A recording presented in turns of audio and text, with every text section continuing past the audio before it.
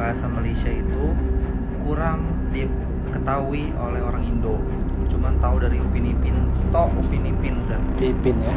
Lalu pertanyaan, mengapa banyak orang Indonesia yang sulit untuk memahami bahasa Malaysia? Jawabannya mungkin seperti kata ini.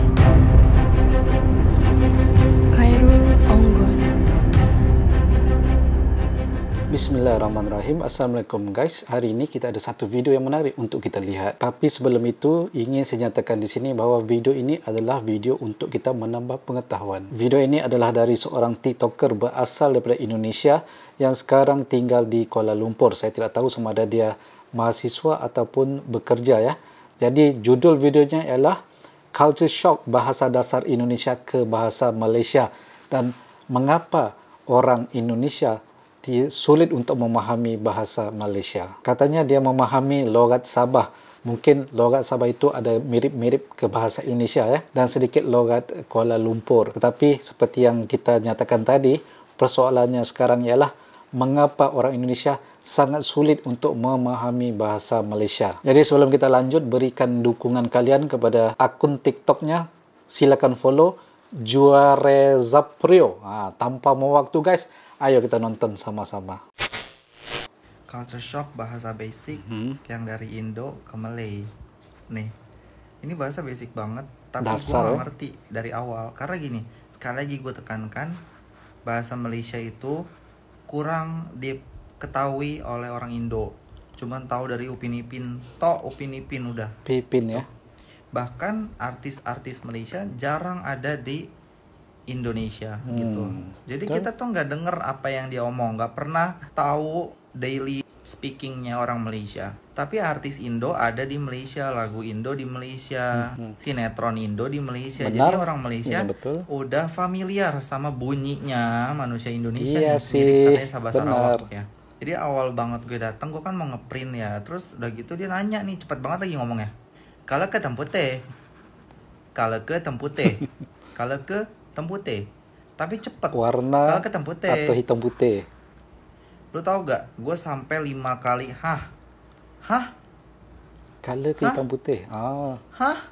Ya ini benar, saya setuju. Sumpah gue udah kayak orang budak peka telinga tau. Gue langsung kayak, ya Allah Robi, ya Allah. And then pas dia ngomong pelan-pelan gitu, you nak color ke hitam putih.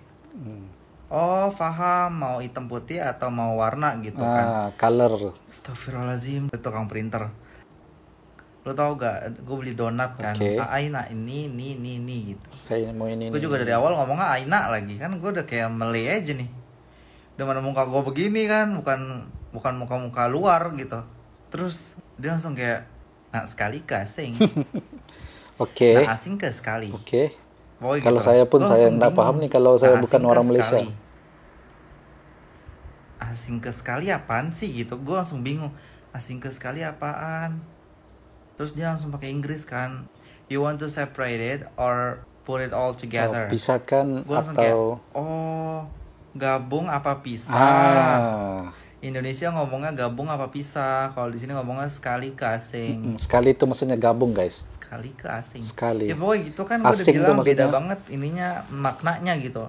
Mungkin bahasa yang kita gunakan sama, tapi makna semantiknya beda banget. Betul. So kalau orang yang bilang sama aja mirip. Iya. Sumpah itu struggling di awal-awal. Lo yang ngomong sama aja, mungkin lo udah punya kekuatan power berapa di otak lo yang udah bisa menyerap bahasa banyak gitu ya. Gak semua orang otaknya sama kayak lo, jadi jangan ngejudge kayak Indonesia, Malaysia sama aja bahasanya. Iya. Beda banget. Beda. Makna semantik. Oke guys, kita telah menonton video itu tadi. Jadi persoalannya ialah mengapa banyak yang menyatakan bahawa orang Indonesia itu sulit untuk memahami bahasa Malaysia. Jika kita perhatikan, ada beberapa alasan membuatkan orang Indonesia bingung ketika mendengar bahasa Malaysia.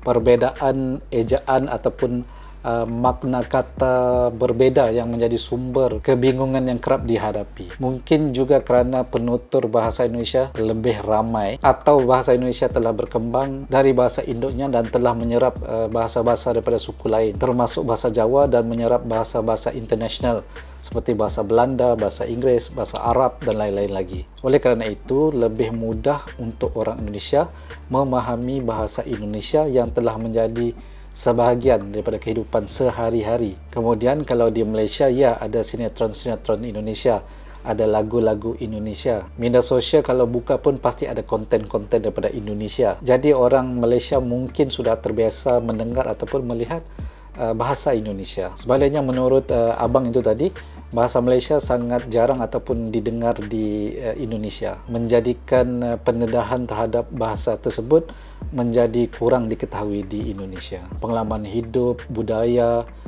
latar belakang sosial yang beragam di antar orang Indonesia menjadikan pemahaman bahasa asing mengikuti konteks masing-masing. Lalu pertanyaan, mengapa banyak orang Indonesia yang sulit untuk memahami bahasa Malaysia? Jawabannya mungkin seperti kata ini. Hampir sama tetapi tidak serupa. Kerana ada kesamaan, ada banyak juga perbedaan. Jadi bagaimanakah menurut anda? Ini bukan perbedaan, kita bukan mencari perbedaan, bukan nak mencari gaduh, tapi lebih kepada untuk menambah pengetahuan dan juga untuk kita berbagi informasi. Jadi kita sekurang-kurangnya boleh belajar dari sesuatu pada video ini untuk mengetahui bagaimanakah orang Indonesia melihat ataupun berfikir ataupun menanggapi mengapa bahasa Malaysia itu sukar ataupun sulit untuk difahami. Jangan lupa follow TikTok Juare Zaprio guys, agar TikToknya berkembang.